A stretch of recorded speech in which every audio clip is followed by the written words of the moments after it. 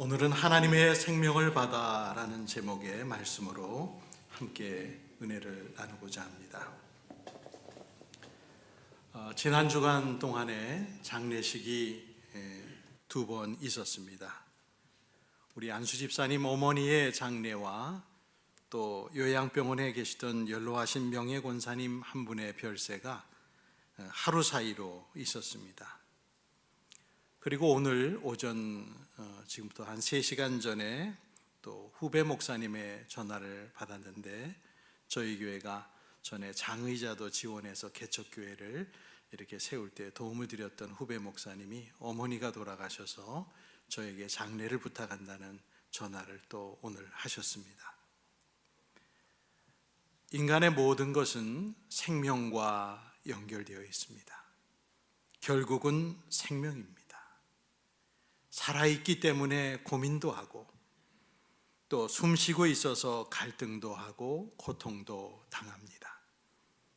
전도서 9장 10절 말씀은 말하시기를 네가 어떤 일을 하든지 네 힘을 다해서 하여라.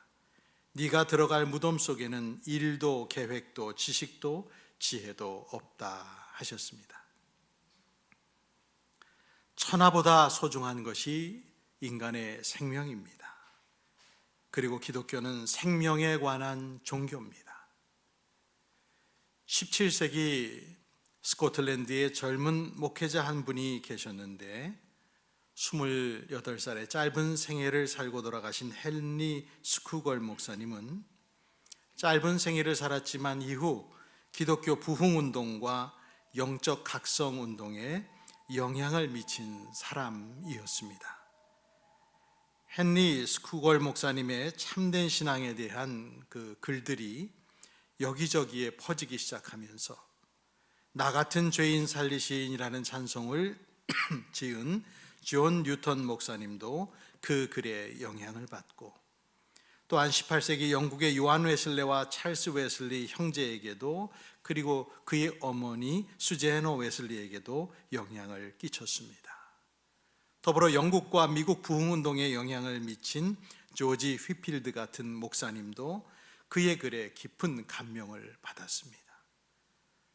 가깝게는 20세기 또 21세기의 유명한 목회자인 존 파이퍼 목사나 신학자 제임스 패커에게도 영감을 준 사람이 헨리 스쿠걸 젊은 목회자였습니다. 도대체 무엇이 이 이름도 쟁쟁한 기독교 역사의 명사들에게 영향을 끼친 것일까요? 다름 아닌 젊은 헨리 스쿠걸이 친구에게 보낸 편지 속에 등장하는 참된 기독교가 무엇인가 하는 자상하고 분명한 설명 때문이었습니다. 헨리는 친구에게 참된 기독교를 정의하기를 참된 기독교는 인간의 영혼과 하나님의 생명이 결합하는 것이다. 하나님의 생명을 실제로 공유하는 것이다. 기독교는 하나님의 형상을 사람의 영혼에 새기는 것이다 라고 말했습니다. 이 단순하고도 명확한 말은 수많은 성도와 목회자의 마음에 회심의 불을 지피게 되었습니다. 혼탁한 수정체에서 뿌연 것을 걷어내는 것처럼 복음의 본질을 가로막던 잡다한 개념들을 거두어내고 기독교가 전념하고 힘써야 할 것의 본질을 밖으로 드러내 보여준 것입니다. 당연히 이러한 말들은 새삼스러운 것이 기독교에는 아닙니다. 성경에는 인간의 영혼과 하나님의 생명에 관한 많은 말씀들이 있습니다. 그럼에도 누군가 그것을 한마디로 정의하는 것에 의해서 더 또렷이 부각되어 깨달음의 불씨가 된 것이죠. 헨리 스쿠걸 목사는 신적인 생명이라는 두 단어가 참된 기독교의 특성을 가장 잘 묘사하는 적합한 단어라고 생각했습니다. 신적인 생명이다. 예수께서는 우리에게 생명을 주시고 그것도 넘치게 주시려고 우리에게 오셨다고 요한복음 10장 10절은 말씀합니다. 예수님 말씀하시길 도둑은 다만 훔치고 죽이고 파괴하려고 오는 것뿐이다. 나는 양들이 생명을 얻고 또 더 넘치게 얻게 하려고 왔다라고 하셨습니다. 스스로를 선한 목자로 말씀하시며 우리를 양으로 비유하신 예수님께서는 이 땅에 오신 당신의 궁극적인 사명을 양들이 생명을 얻고 또 그것을 더 넘치도록 얻게 하려 함이라고 하셨는데, 이것은 그냥 지나칠 말이 결코 아닙니다. 성경 요한복음에서는 예수님의 존재를 창세의 시점으로 소급하여 그분은 하나님으로서 그분이 없이 창조된 것은 하나도 없으며 창조된 모든 것은 그분에게서 생명을 얻었다고 그렇게 말씀합니다. 요한복음 1장 3, 4절에 모든 것이 그로 말미암아 창조되었으니 그가 없이 창조된 것은 하나도 없다. 창조된 것은 그에게서 생명을 얻었으니 그 생명은 사람의 빛이었다. 생명이 되시고 빛이 되신 예수님, 기독교가 초점을 맞춰야 될 유일한 대상이 바로 거기에 있습니다.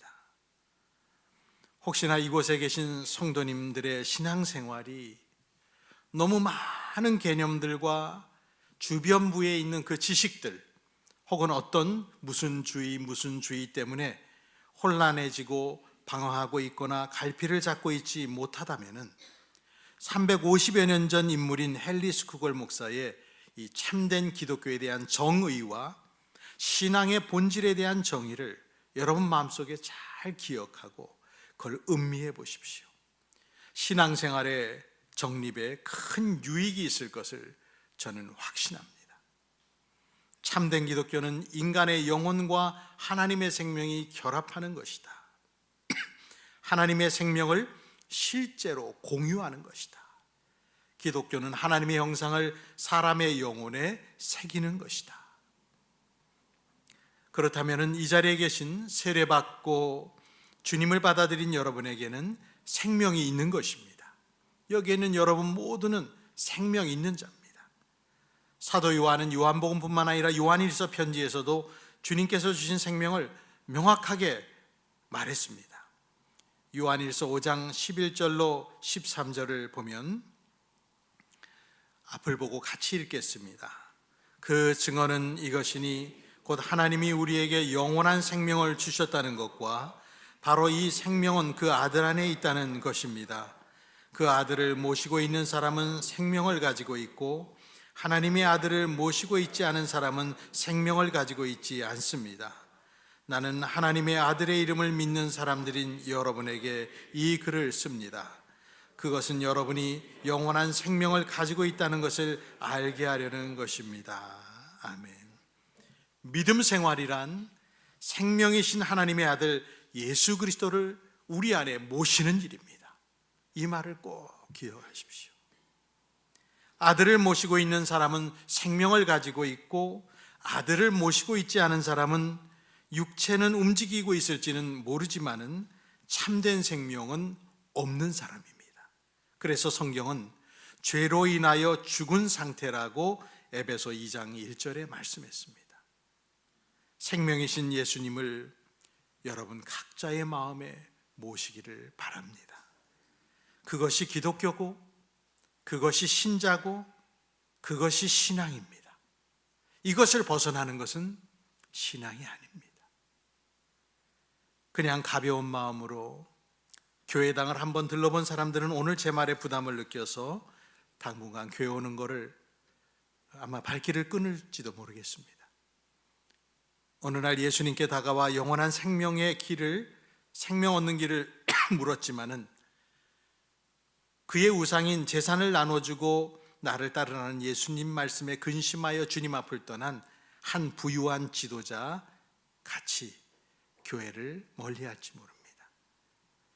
예수님은 늘상 자신을 형용하는 말로써 생명이란 말을 즐겨 쓰셨습니다. 나는 생명의 빵이다.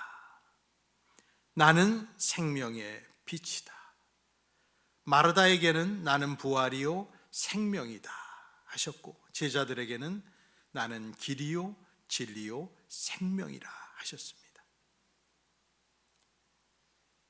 우리가 함께 성경을 찾아 읽기 원하는데요, 예수님의 뜻이 정확히 담긴 요한복음 5장 24절로 26절을 찾아서 함께 읽어봤으면 좋겠습니다. 새 번역이죠.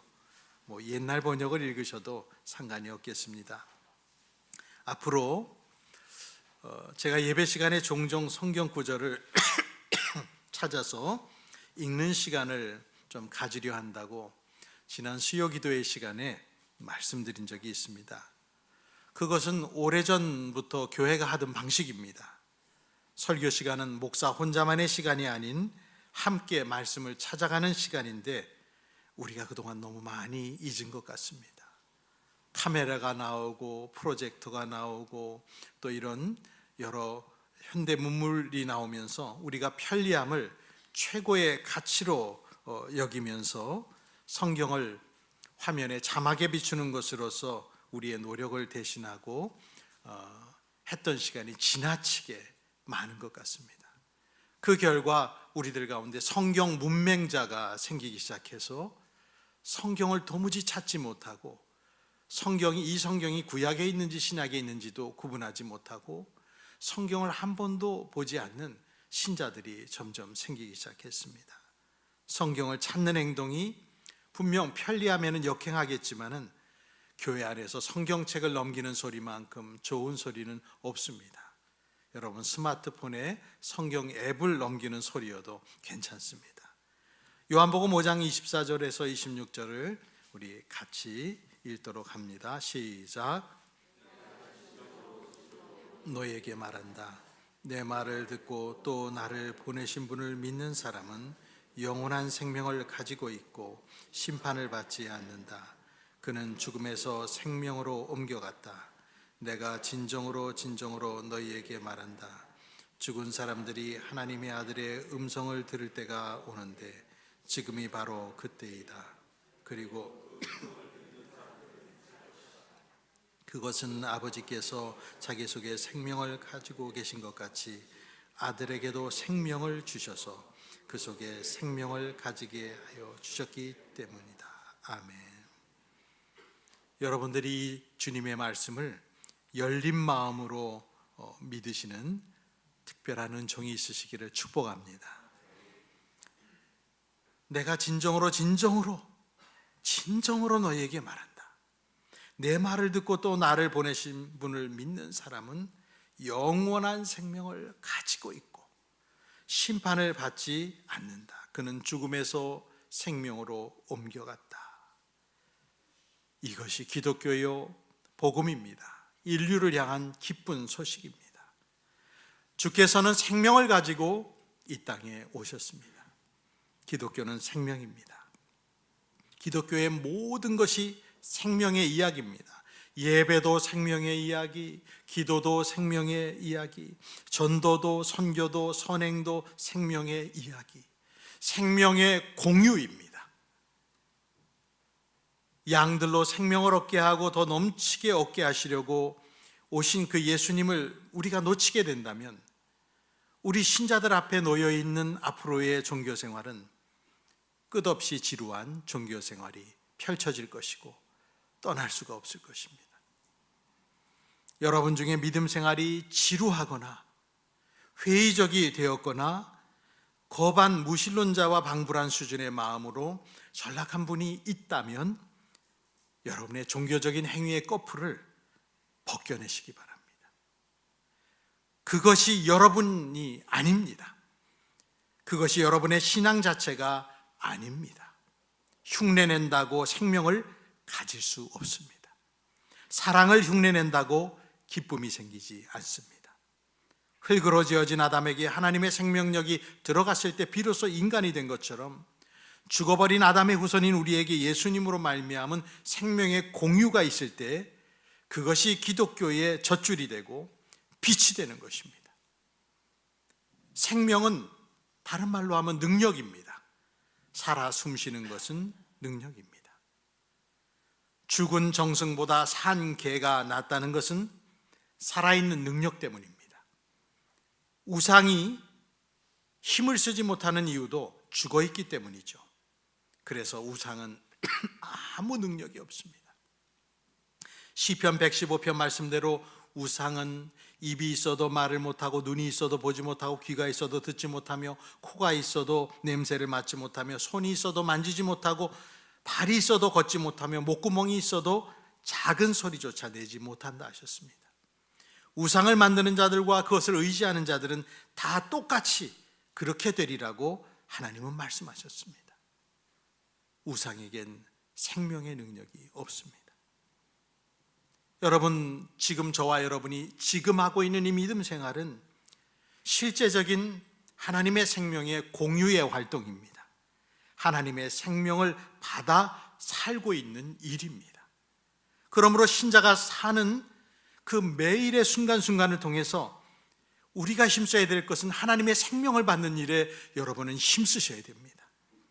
예배 드릴 때에도, 기도할 때에도, 묵상할 때에도, 말씀을 실천하는 삶에서도 이 명료한 정의를 내리고 그것을 임해야 됩니다. 자각을 가지고 그것을 바라봐야 됩니다. 나는 지금 하나님의 생명을 공유하고 있다. 하나님의 생명을 나누어 받고 있는 시간이 지금이다. 그리고 하나님의 생명을 가족과 이웃에게 나누어야 할 사람이다. 그러한 인식, 자각을 말하는 것입니다. 지난주에 우크라이나에 재정을 지원해서 땔감을, 장작을 충분히 마련토록 했습니다.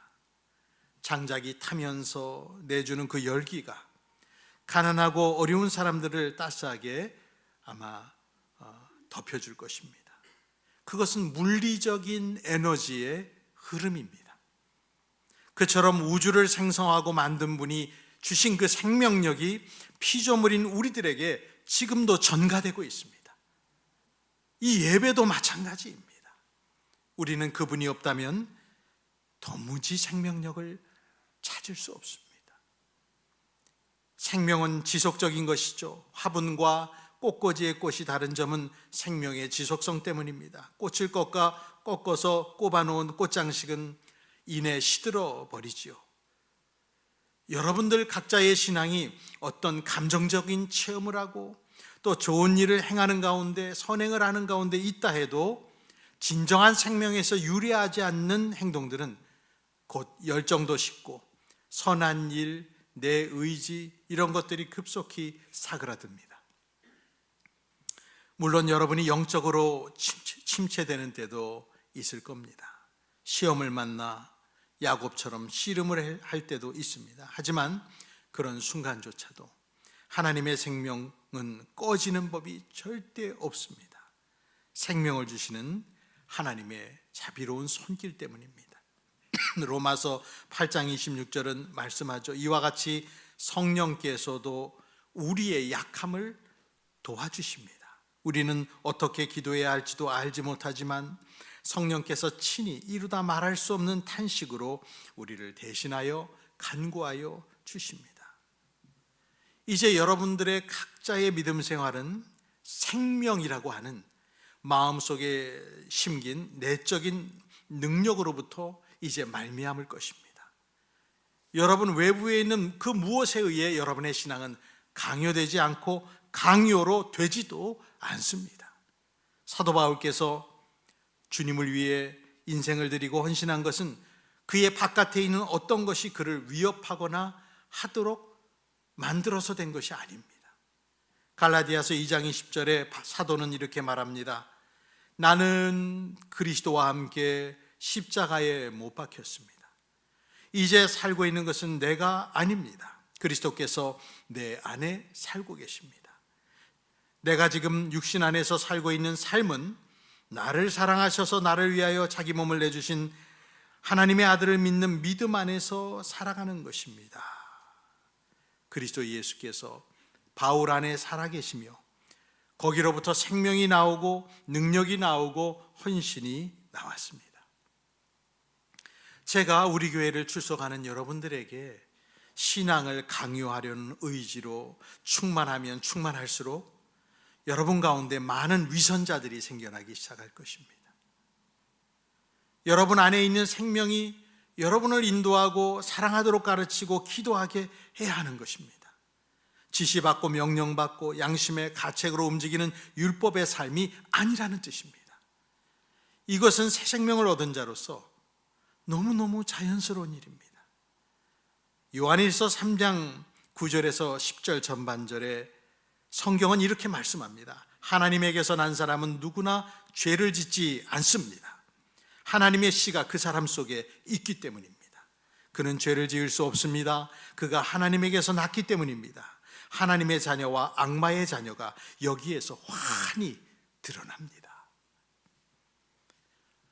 어쩌면은 우리는 그동안 너무나 넓은 마음으로 우리의 삶 속에 생기는 죄악들을 이렇게 관용했는지 모릅니다. 하나님에게서 난 사람, 하나님의 생명이 심겨지고 하나님과 생명을 공유하는 사람은 죄를 짓지 않는다는 가장 당연한 사실을 우리가 약하다는 핑계와 우리가 유한한 존재라는 핑계로 우리들은 어쩌면 적당한 선에서 타협했는지도 모릅니다. 우리가 완전히 절망에 빠지지 않게 하기 위해서 주신 하나님의 말씀들을 영악한 우리 인간들은 우리가 죄를 짓는 것에 대한 비상구로 사용하며 뻔뻔하게 많은 죄를 자행했는지 모릅니다. 2007년에 나왔던 한국 영화 밀양에서 여주인공 신혜의 아들을 유괴하여 죽이고 감옥에 간 동네 웅변학원 원장이었던 그 유괴 살해범이 여주인공인 신혜가 교회를 다니며 아픔을 치유하며 큰 결심을 하고 이제 유괴 살해범을 용서해야지라고 하는 마음으로 감옥을 방문했을 때 이 신혜의 예상과는 너무나 다르게 유괴 살인범, 자기 자식을 죽인 이 살해범은 너무나 멀쩡한 모습으로 나타났습니다. 이 유괴범이 오히려 신혜를 위로하며 말하기를 나는 이미 하나님께 용서를 받아 마음이 편안합니다 라는 말을 합니다. 이 말에 충격을 받은 신혜는 몸부림을 치며 내가 용서하지 않았는데 어떻게 하나님이 용서할 수 있는가?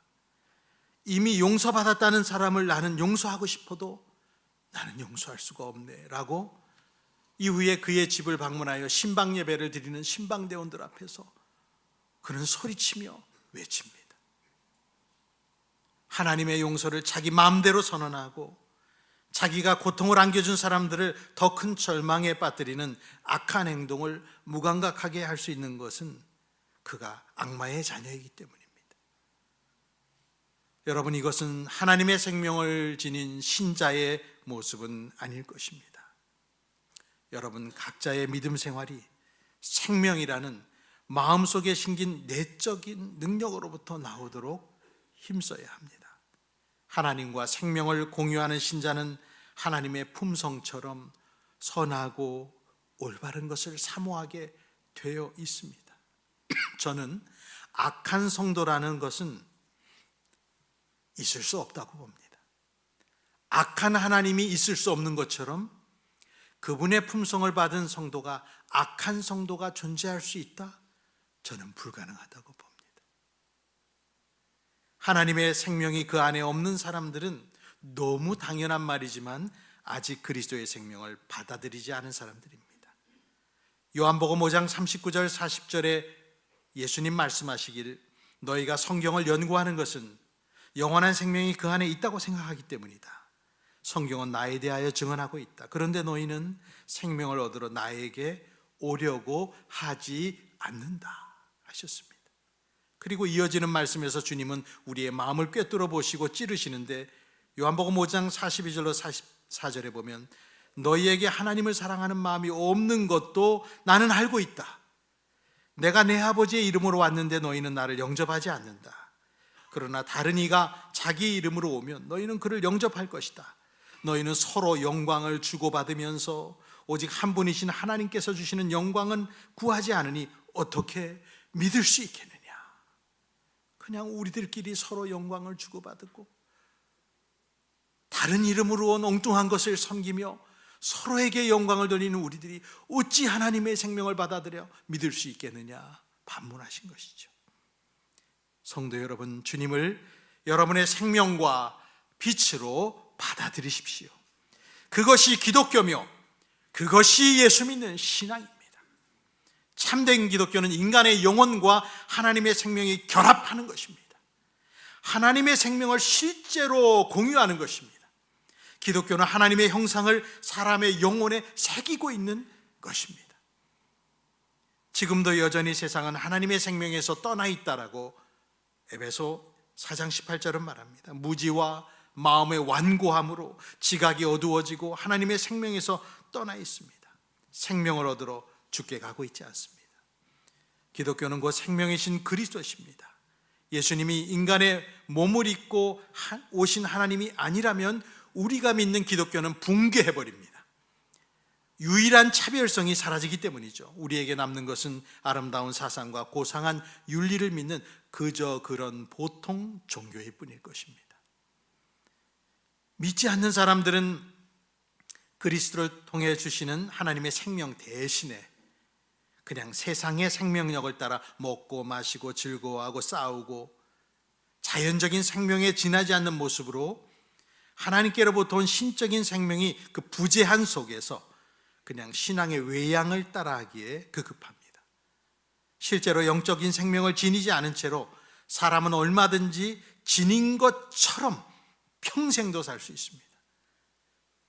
그래서 죽기 바로 직전에 불신앙을 고백하고 죽는 장로님도 계시고 죽기 직전에 하나님을 부인하고 죽는 이들도 있습니다. 우린 이 사실을 두려워해야 됩니다. 이는 우리가 스스로 속고 속이는 것이기도 하고 사탄의 계략에 넘어간 것이기도 합니다. 여러분 잊지 마십시오. 기독교는 인간의 영혼과 하나님의 생명이 결합하는 것입니다. 생명의 공유고 하나님의 형상을 사람의 영혼에 새기는 것입니다. 그동안 기독교가 뭘 믿는지 뭘 지향하는지를 잘 몰랐던 분들이 이곳에 혹시나 있다면은 이 정련된 말, 정제된 말을 여러분의 지성에 분명하게 새기십시오. 뇌리에 박아놓으시기 바랍니다. 신자 안에 심겨진 하나님의 생명은 그리스도와 함께 하나님 안에 감추어져 있다가 우리의 생명이신 그리스도 예수께서 다시 오시는 그 날에 그 영광이 터져 나와서 꽃을 피우고 영원한 부활의 생명으로 영광에 쌓일 것입니다. 제가 금주의 장례 예배를 인도하면서 다시 한번 깊이 느낀 사실입니다. 이 땅에서 왕후장상도 명예가 있고 없음을 떠나서 재물에 많고 적음을 떠나서 인간은 모두 한 곳으로 가게 되는데 생명에 관계되어 있지 않은 사람들은 모든 것이 허무와 그리고 어둠으로 끝납니다. 여러분 골로새서 3장 2절에서 4절은 성경은 말합니다. 여러분은 땅에 있는 것들을 생각하지 말고 위에 있는 것들을 생각하십시오. 여러분은 이미 죽었고 여러분의 생명은 그리스도와 함께 하나님 안에 감추어져 있습니다. 여러분의 생명이신 그리스도께서 나타나실 때에 여러분도 그분과 함께 영광에 쌓여 나타날 것입니다. 하나님의 생명을 받으시기 바랍니다. 하나님의 생명을 받아 삶을 통해 생명을 곳곳에 드러내십시오. 여러분, 우리 교회 안에 생명을 드러내십시오. 교회가 날마다 와가지고 서로 지지고 볶고 싸우고 갈등하고 시기하고 질투하고 불평하고 불만하고 그래서 서로 그 상처에 또 다른 산실이 되어서는 안 됩니다. 생명을 나누십시오. 여러분의 가정에게 나누고 직장 안에 이 생명을 나누어서 거룩을 드러내기를 기도합니다. 오늘의 본문인 요한일서 5장 본문을 한번 봉독한 후에 말씀을 맺겠습니다. 요한일서 5장 11절로 13절. 그 증언은 이것이니 곧 하나님이 우리에게 영원한 생명을 주셨다는 것과 바로 이 생명은 그 아들 안에 있다는 것입니다. 그 아들을 모시고 있는 사람은 생명을 가지고 있고 하나님의 아들을 모시고 있지 않은 사람은 생명을 가지고 있지 않습니다. 나는 하나님의 아들의 이름을 믿는 사람들인 여러분에게 이 글을 씁니다. 그것은 여러분이 영원한 생명을 가지고 있다는 것을 알게 하려는 것입니다. 아멘. 기도하겠습니다. 우리에게 생명 주시고 영원한 생명을 허락하신 아버지 하나님, 자연적인 생명만 갖고 신적인 생명을 갖지 못한 육적인 사람으로 생을 마치지 아니하도록 여기 앉은 한 사람 한 사람을 어루만져 주시옵소서. 아직도 기독교가 무엇이고 예수님이 누구신지 알 수 없어 하며 어렴풋한 안개 속을 걸어가는 신자들이 없도록 주님 만나 주시고 깨달음 속에 자유와 평화를 누리게 하여 주시옵소서. 하나님이 주시는 생명을 누리며 마침내는 영원한 생명, 영생을 취하는 복된 성도들이 되기를 기도합니다. 생명이신 예수님의 이름으로 기도합니다. 아멘. 436장 찬송을 드립니다.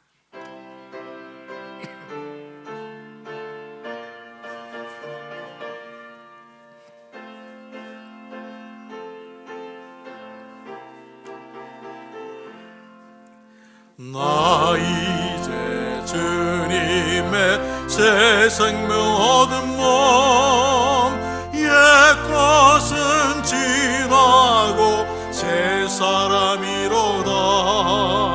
그 생명 내 맘에 강같이 흐르고 그 사랑 내게서 해같이 빛난다. 영생을 누리며 주 안에 살리라. 오늘도 내일도 주 함께 살리라. 주 안에 감추인 새 생명 얻으니 이전에 좋던 곳 이제는 값없다. 하늘의 은혜와 평화를 맛보니 찬송과 기도로 주 함께 살리라. 영생을 누리며 주 안에 살리라.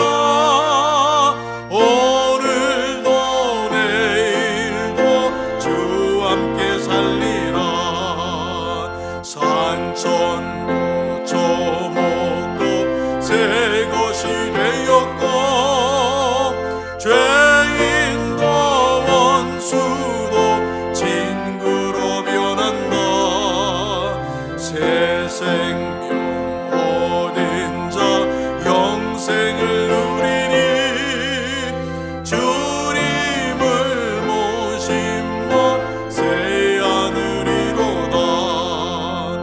영생을 누리며 주 안에 살리라. 오늘도 내일도 주 함께 살리라.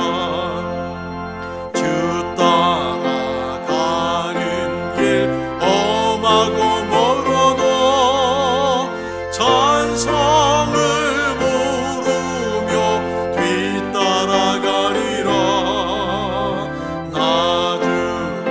모시고 영원히 살리라. 날마다 섬기며 주 함께 살리라.